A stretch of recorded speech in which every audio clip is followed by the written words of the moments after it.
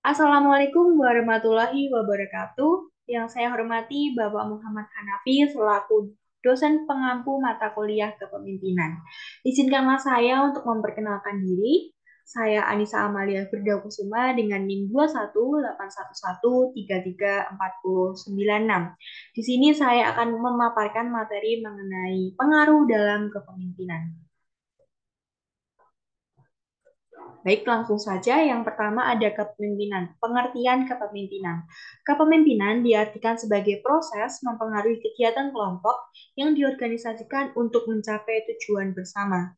Sedangkan Kartono pada tahun 2005 mendefinisikan bahwa kepemimpinan merupakan kemampuan secara konstruktif mempengaruhi orang lain sehingga mereka dapat bekerja sama untuk mencapai tujuan yang telah direncanakan. Selanjutnya, sebuah kepemimpinan itu juga mempengaruhi adanya budaya organisasi.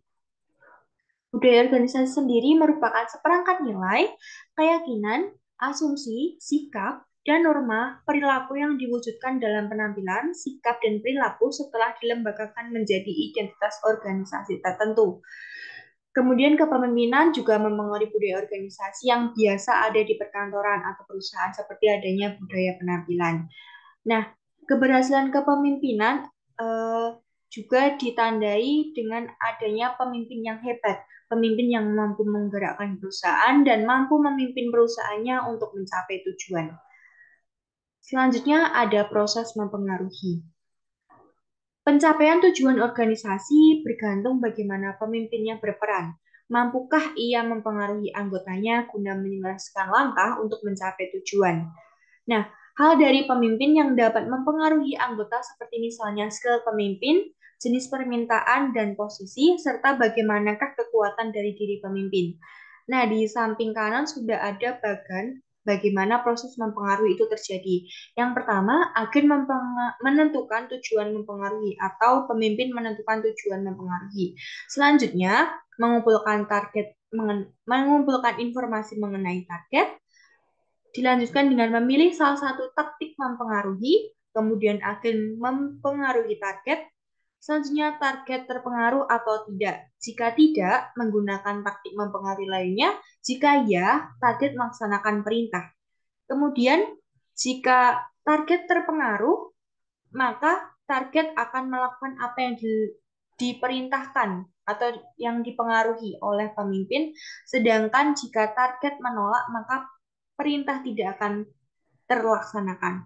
Kemudian proses mempengaruhi telah selesai.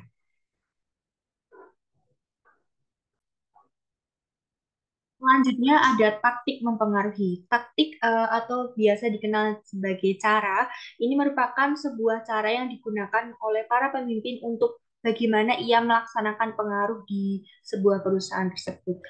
Nah, di sini sudah ada hard tactics dan juga soft tactic. Hard tactic merupakan taktik keras di mana dicirikan dengan adanya teknik mempengaruhi keras dan kebebasan target terbatas. Taktik ini mempengaruhi target secara keras mencakup taktik legitimasi, menekan, ketegasan, naik banding ke atas hingga koalisi. Kemudian yang kedua adanya soft taktik atau taktik lembut, di mana cirinya taktik ini menggunakan cara yang lembut, kemudian taktiknya adalah taktik yang bijaksana dan konstruktif.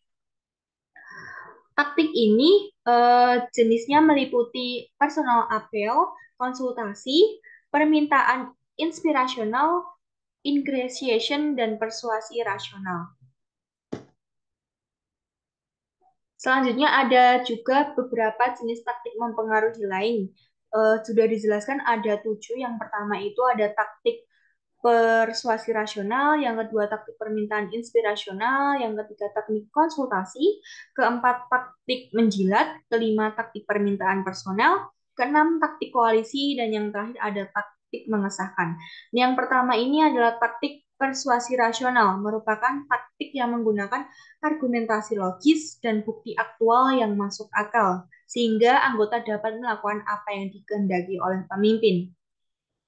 Contohnya seperti pemimpin memerintahkan pegawai untuk mencapai target produktivitas dan kinerja dengan mengingatkan pada visi, misi, peraturan perusahaan. Sedangkan yang kedua yaitu taktik permintaan inspirasional, merupakan taktik menggunakan permintaan yang dapat meningkatkan rasa percaya diri bagi anggota untuk melaksanakan hal yang diinginkan oleh pemimpin.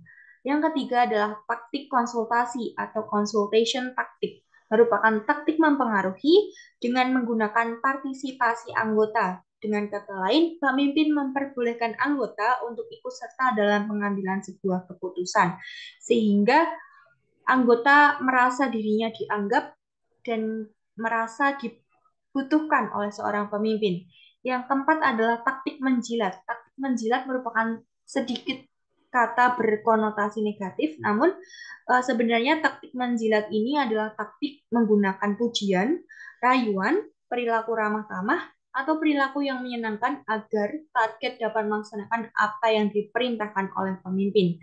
Yang kelima ada taktik permintaan personel atau personal applause taktik. Ini merupakan taktik yang memanfaatkan hubungan pribadi yang baik antara pertemanan, persaudaraan, dan hubungan satu korp untuk mempengaruhi target. Taktik ini tidak memungkinkan jika hubungan antara target dan agen itu tidak baik. Jadi hubungannya itu harus dilihat bahwa hubungan yang baik, bukan hubungan yang buruk. Karena jika buruk tidak akan terjadi taktik permintaan personal ini dapat berhasil. Yang keenam ada taktik koalisi, yakni taktik menggunakan bantuan orang lain untuk membujuk target agar patuh kepada apa yang diperintahkan oleh pemimpin. Misalnya menggunakan konsultan atau pakar untuk menjelaskan kepada target tentang kendala yang dihadapi dan meyakinkan target agar mau melaksanakan perintah pemimpin. Yang terakhir ada taktik mengesahkan atau legitimating taktik. Ini merupakan taktik mempengaruhi menggunakan validitas jika apa yang diinginkan pemimpin adalah otoritasnya dan konsisten dengan kebijakan organisasi.